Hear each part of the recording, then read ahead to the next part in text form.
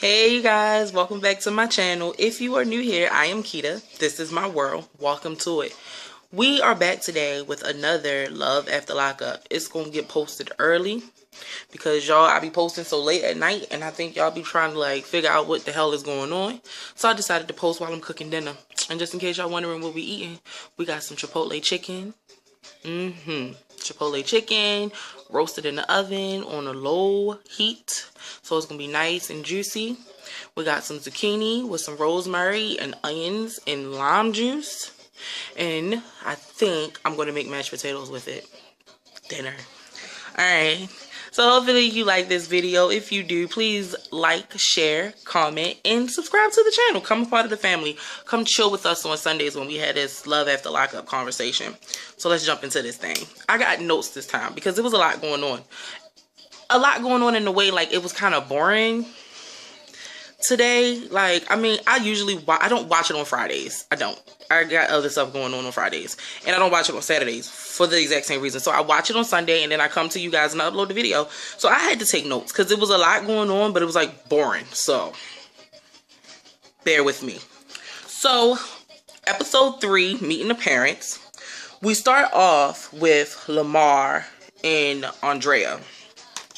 They're in the car, he's in his confessional, you know, his little voiceover jump off. And he's just talking about how amazing it is to be free. And how he's just like looking at the sun and watching the people go by. And he's just so happy to just be with his girl. And just, you know, just happy to be out. Lamar is genuinely happy after being in jail for 18 years that he is finally free. And he is finally with his woman. So as they're in the car, they're just having a regular discussion. And Andrea starts to talk about how happy she is. Y'all, I'm trying to like get this to like, it's not doing what I wanted to do. So she's in the car just talking about how she's just so happy to have Lamar home. And she's just so happy that she can touch him and feel him. And just, you know, things that people say when you haven't seen a person in a really long time. And she goes on to say, you know, if a bitch tries it, I will cut her. Or kill her. Or something along those crazy, crazy lines. And she says it again. She was like, I will kill a chick. Like, I will kill a chick for you. And in the name of Jesus, amen. And he's like, okay, you're scaring me. Like, what kind of conversation are you having with God right now? Like, that is the craziest thing I've ever heard. And she, like, laughs it off. But we see a little small glimpse that Andrea may not just be wrapped, you know, all the way around the mulberry bush. But okay, cool. So they get to the gas. Like, they get to a car wash. And Lamar is talking to this young girl. Like, she looked like she was young. I'm not even gonna lie. Maybe 19 years old. And considering he's been in jail for 18 years, it was like, it came off like he was flirting. The girl's like asking him what kind of car, you know, what kind of wash that he want. He's like, I want everything, you know, like I want everything. And, you know, Andrea gets a little offended. She's like, well, I'm his fiance. And the girl just kind of like gives this crazy look like, and like she didn't care because she wasn't flirting. I mean, it's like being a waitress, I gotta imagine, when you work at a car wash and you're a girl. Like, you know, you get better tips when you're nicer. So like literally like being a waitress. Like the nicer you are, the bigger your tip. The bigger your tip, the happier you are. You have to play nice in a situation like that. And I really feel like that's all the girl was doing. But Andrea took it to like a whole nother level. She just kept saying shit like, oh, well, I'm his fiance. That's who I am. And like as they're pulling up, he's like, you're crazy. Like, what are you doing? Like, I'm just talking. She's like, I don't understand why she gave the money to you when I'm sitting right here. Like, the girl like takes the money and then hands it back to him. And she gets offended by that. Now, everybody knows that Andrea is Mormon. And if you don't know, Andrea is Mormon. She's in the church. And as a Mormon, you cannot have premarital sex. So apparently, while they were in jail, they came up with some type of system of things that she could do that would not get her kicked out of the church. But it's like tempting fate. They're going to a hotel because he cannot leave California for a couple of weeks. So before they go back to her hometown or where she's living, they have to stay in California for a while, right? So it's like, in my mind, I would want separate hotel rooms. If I was in a situation where I could not have sex because of my religion and it could potentially get me kicked out of my church, the last thing I would want to do is tempt fate. I wouldn't even want to tempt fate in the manner of, you know, oh, I can just do this, and this, and it's going to be okay. I just wouldn't want to play roulette like that. But she does, and they get back to this hotel, and But before they get to the hotel, they're going through the drive-thru and he's like kissing her neck and they cover up the car camera, but the mics are still on and then we still have camera guys. So we see that they're like making out and he's touching and, you know, doing things. So after the car gets washed, she keeps saying to the confessional, he's not getting any of this nookie before we get married. We're not doing that. We have a month before we get married. He can wait, but I can do other things. And then she also tells us that she lied in a lot of her letters, all of her letters.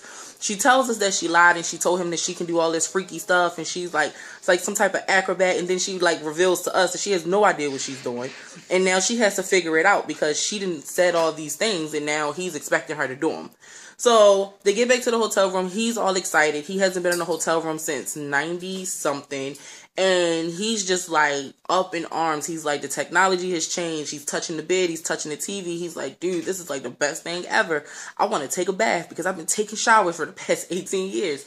And even though she says she doesn't want to have sex, she still kind of entices him. She's like, are you worried about the TV or are you worried about me? And of course, he's worried about her because she makes it that way. And she still proceeds to say to us that she can't have sex, but she's like tempting fate to me. To me, she's tempting fate. If I say I can't have sex, I'm not touching you. Like, I know that you've been in jail, but you can wait one more month because I don't want to risk it. Like, I don't want to put myself in a situation where I'm risking me. Okay? So we leave with her shutting the door on us, and that's where we leave Lamar and Andrea. So then we move on to... I'm looking at the wrong notes, y'all. I'm looking at Danielle and Muhammad notes.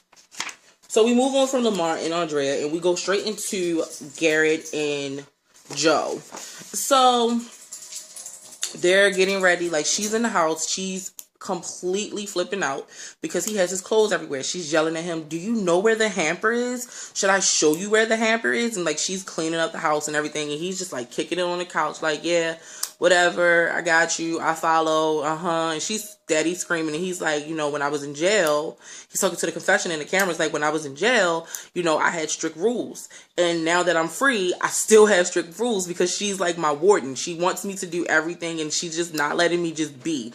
So he feels like he's still in prison being with her, and that to me speaks volumes. When you feel like you're in when you feel like you're in lockup, or you feel like that you have no like sense of freedom, the relationship kind of already seems like it's going to go downhill really, really fast because he doesn't have a sense of self. He went from being a prisoner and being told what to do by men and women guards with guns to being in a situation where he could be homeless. He could be in any type of situation because everything is in her name.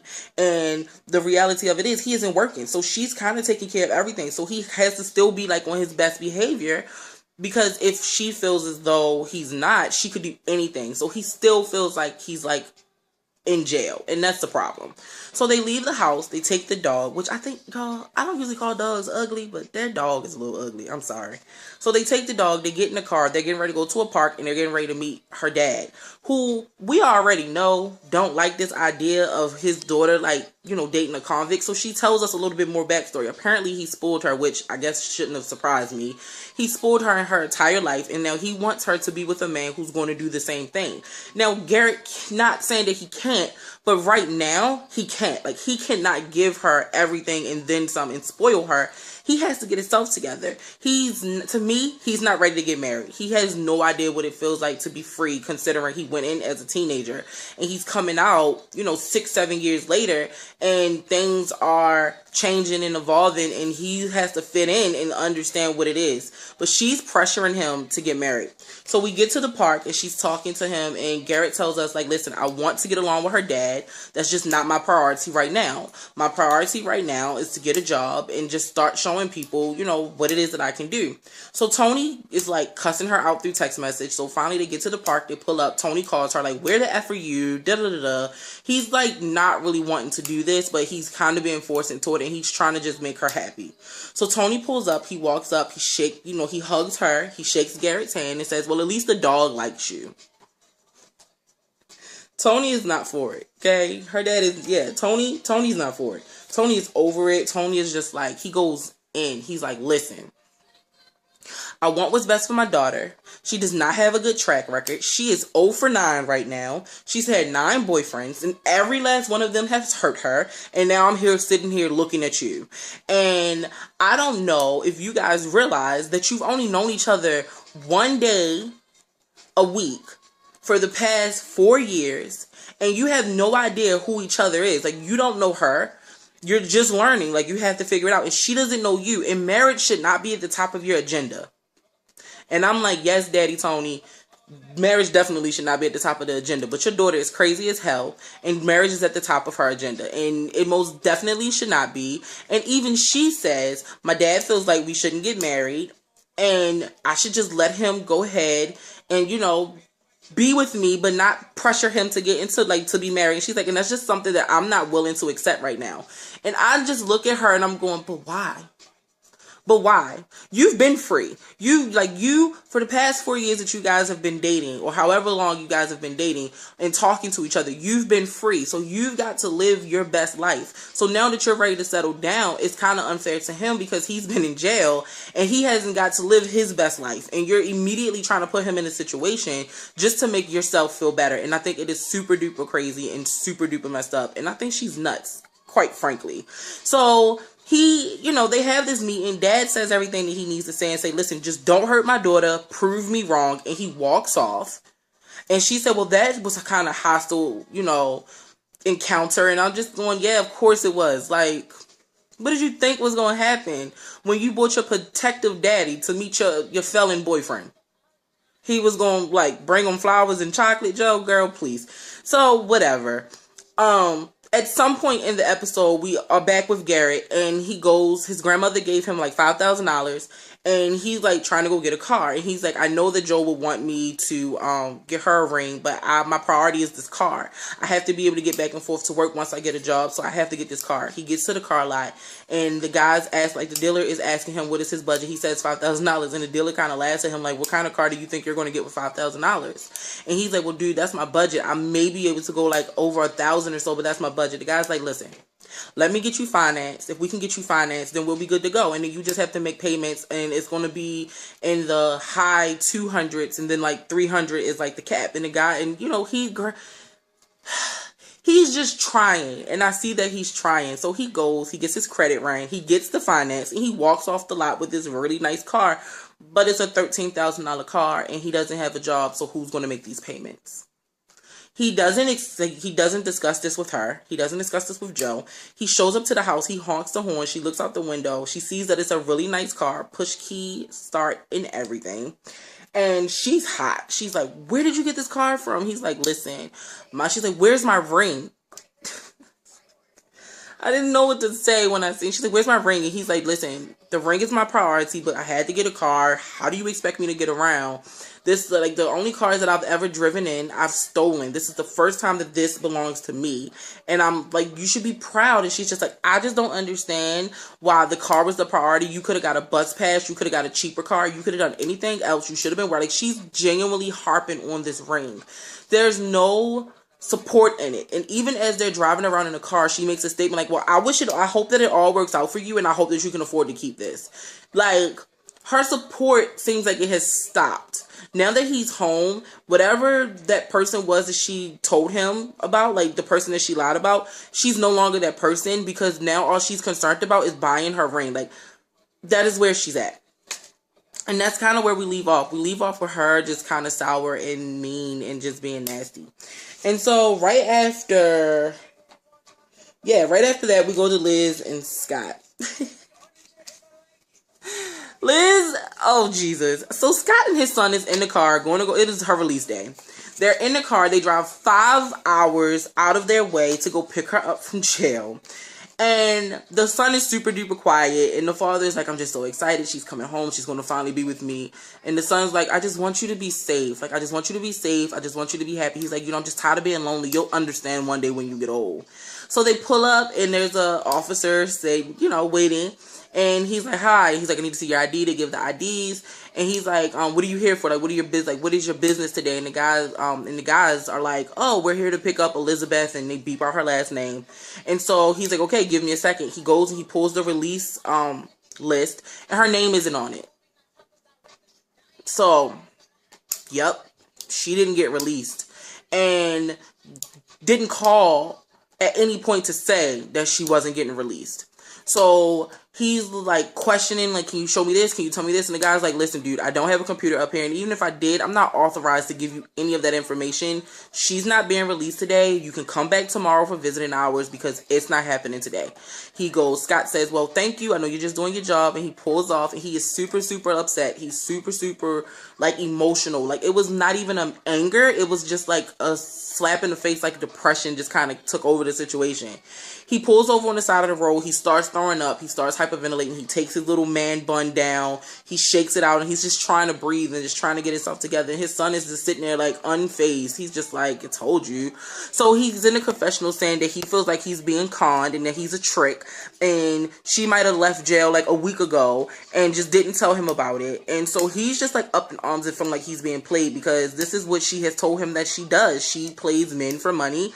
And he feels like that's exactly what has happened. So at some point while they're driving, she ultimately ends up calling. And when she calls, she's like, listen, I don't know what's going on. They won't tell me anything. I was supposed to be released today.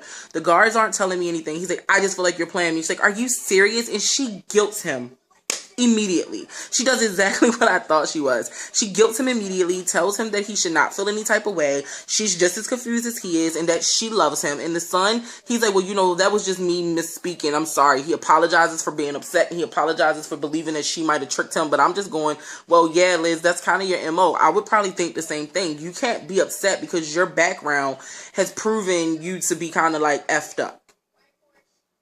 The son rolls his eyes. He's complete. Like, listen, the family members in these shows are over it. They do not. They're just over it. They could care less. And you see that with Tony, and you see that with Scott's son. That they could care less. They don't care. They want no parts of it, and they're over it. So that's where we leave off with him saying that he doesn't feel like that he's being tricked and he doesn't feel like that she's playing him, because if this was a year ago he would think so, but now that he knows, like, they've been together for so long, he doesn't believe that that's the case. And so that's where we are with that. He just drives off telling her that as soon as she gets any updates to just let him know and he'll be back to pick her up. Boom. That's where we leave Scott. So then we get into an interesting twist of things. So far, everybody that is together on the show, up until we met Mary and Dominic, up until that, everybody has met online. But these two, Mary is 28 and Dom is 30, and they met each other at a club. So they knew each other before he went to jail. And they met each other at a club. She tells us that she's this wild child, and one night she's out and there was this drunk heckler, and Dom walks up and defends her honor, and she falls in love with him, and they spend all of 30 days together before he goes to jail. And she stayed for a 6-year bid. He was in jail for 6 years for assault at a bar. It was a bar fight. And she's in Canada, so, they don't play games like that. You fight in Canada, you're going to jail. So, he got 6 years for this bar fight, and she stays down, and while he's in jail, he proposes. And so where we are with her is we're at the bar with her and her two best friends, and her best friend, her female best friend's like, listen, you're about to be a real estate agent. He's going to probably get out of jail and keep doing the same old crap. And I think that you're being stupid, and I think that you're being dumb, and you're not really taking this seriously, and you need to really get it together. And she's just like, I think you're being a bitch, and I think you need to mind your business. Like, we're going to be fine. There it is. She that's where she stands with it. She believes that he's in jail, and now that he's spent some time there, maybe he has calmed down a little bit. We don't get to talk to Dom, so I don't know his personality. She ends up getting a conjugal visit. She was going to be there for a couple of days. They were going to be in their own little house, and when she shows up to get checked in for the conjugal visit, they find drugs, traces of drugs on her jacket. And they tell her she can't come in. She's going to have to come back some other day. And she's upset. She's crying. She's like, when he finds out, he's going to be so upset because I don't have drugs. I don't do drugs. But because they found traces of it on my jacket, they're not going to let him, him and I be together. So we're going to have to try this some other day, some other time. And that's where we leave her. Basically not being able to see him. So I think it was a nice twist to have a couple on here that did not meet from the means of a website. They met in person and they spent some time together, and she chose to stay. So I thought that was pretty cool. Then we go to Alla and James, and we're meeting their parents. And her dad is Russian, and he's just not easily impressed. And we show up. He gives the bottle of wine. He gives the flowers to Allah's mom. They sit down to have dinner, and the first thing the mother asks James is, what made you choose somebody that was in jail? James gave a pretty generic answer, like, oh, when we first started writing, I just kind of knew that this was somebody that I would be able to click with, and just things like that. Allah's dad is like really quiet and really, really stern, and you could tell that he's not really, he could care less, like he's not interested in James. He feels like James is probably just trying to prey on his daughter because she's pretty. They asked him to not hurt her, and that's where we lead a dinner. Like, these two, I don't know. I think that it's probably get interesting as it grows, but I just feel like these two are going to be fine. You know what I mean? Like, I think that it's one of those things where he's so in love with her, and she has, like, she's had her own money before. She's genuinely, like, I think that they love each other, and I think that that's why it's kind of not as entertaining, because I don't see too many red flags. Like, her being a drug addict, and she explains to us that she ended up in jail because her ex-boyfriend was trafficking drugs, and that's kind of what started this whole thing. So it's not like she was just like some wild child out binging. She was in a probably abusive or bad relationship, and it started her down the wrong path. And now that she has somebody like James who's trying to help her grow, I don't think there's going to be too many problems. I think she's going to do her best to stay out of trouble and to stay out of jail and to stay clean. So that was the dinner with them. Then he turns around and he goes and meets his best friend. And the best friend is pretty invasive. He's just like, when he meets her, he goes, oh, you're beautiful or whatever. And she's like, thank you, da-da-da. And he's like, I'm not trying to be invasive or get too personal, but, how was it when you had to take showers and things like that? And she's like, oh, I opted to take showers by myself. He's like, oh, so you have a choice. She's like, well, yeah, I can wait to take a shower. I mean, it may not be hot water once I do it, but I don't have to take the showers with the ladies. I can take a shower by myself, and I can wait till everyone goes to sleep and go to the restroom, or I'll just go to, do all my bathroom stuff before I get put back into my cell. She was like, it didn't really become intrusive or a problem until they had to strip search us. And, they would make us bend over, spread our cheeks, and cough. And she said that's pretty much where it starts to become an invasive process for her. But other than that, it was bad, but it wasn't like the world's worst experience to her. So then he goes on to say to her, well, how do you think, like, if you think that I'm being intrusive, or if you think that I'm being, I'm asking too many questions, what are you going to do when you meet his family? Because his family has no idea. James is military. His dad's a cop. Like, what do you think it's going to be? And James is like, yeah, he's kind of right. My family are going to, like, if my family get a chance with you, they're going to, like, bombard you with questions. And she's like, oh, great or whatever. You can see that she slowly starts to become uncomfortable. And then the friend just starts to be like, oh, you're going to move in with each other? I think that's crazy. You shouldn't do that. Like, he starts to cross lines. Like, I understand his concern, and I get that he's trying to protect his friend. But until you have a full understanding of who she is as a person and understand how she even landed up in that situation, a lot of times when people go to jail for drugs, they're on drugs. So they're already mind altered anyway. I'm not excusing it. I'm just saying sometimes when a person has a story, it's better to hear the story before you make an assumption. She didn't go to jail for anything violent, like, guns or anything like that. So it may be more to the story, but his friend has already seems like he's made up his mind and he's over it. So James decides that it's time to go. He's like, okay, it's been real. It's been great. The friend throws his hands up like, whatever, you can go. I wasn't trying to be rude. I was just asking questions that need to be asked. If you have a problem with me, wait until you meet the parents. And she says once they walk out of the house, like, I'm not mad at him. I expected it. I know people are going to ask me questions. I know that,